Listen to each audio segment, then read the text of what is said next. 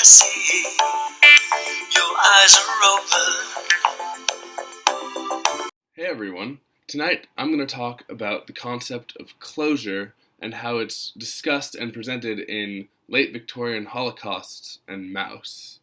Both of these books, even though they obviously have endings, the endings don't really provide any sense of closure to the reader. I think the reason that neither of these novels really wraps up with a sense of closure for the reader is because the authors intentionally did not want to leave the reader with a sense of closure, because that would imply that the events they're discussing are finished and don't need to be thought about at all anymore, except from a purely academic standpoint.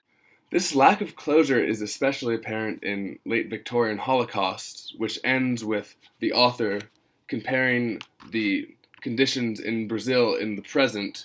to those in the past described in the book, and finding that they are pretty much the same for the very poor, as they are still very much exploited by wealthy people from outside of the region for their economic gain, and any attempt for them to organize and better their situation is often met with extreme violence from vested interests that want to keep the status quo the same. Thus, if Mike Davis provided a conclusion at the end of this book that really wrapped everything up,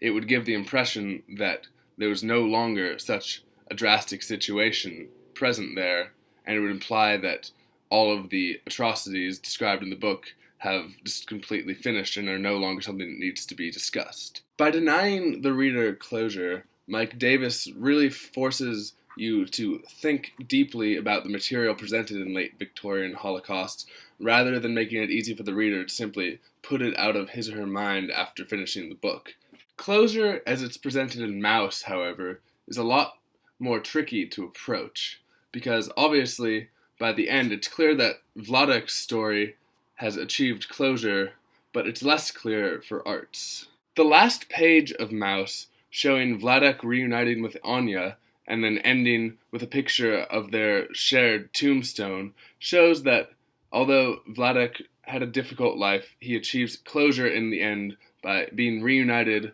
with his wife both in life and in death. On the other hand, being exposed to Art's internal monologue really shows how tortured he is about even carrying out this project. That picture shows how Art basically considers Maus's success to be coming on the backs of millions of murdered innocent people, which has a huge psychological impact on him. Even after he's done writing Maus and interviewing his father to get the material to write Maus, it's clear that it still is having a tremendous impact on Art. He is not done with it just because he is literally done with it. Denying himself a sense of closure at the end of Maus also allows Art to deny the reader a sense of closure, forcing the reader again to think very deeply about the events depicted in Maus. Ultimately, by denying the readers of their novels a sense of closure at the end, the authors of Maus and the Late Victorian Holocaust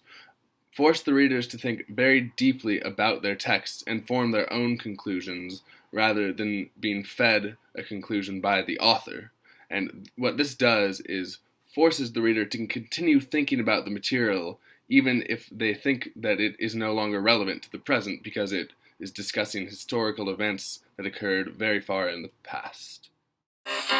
In the big rock candy mountains, you never change your socks, and the little streams of alcohol come a-trickling down the rock.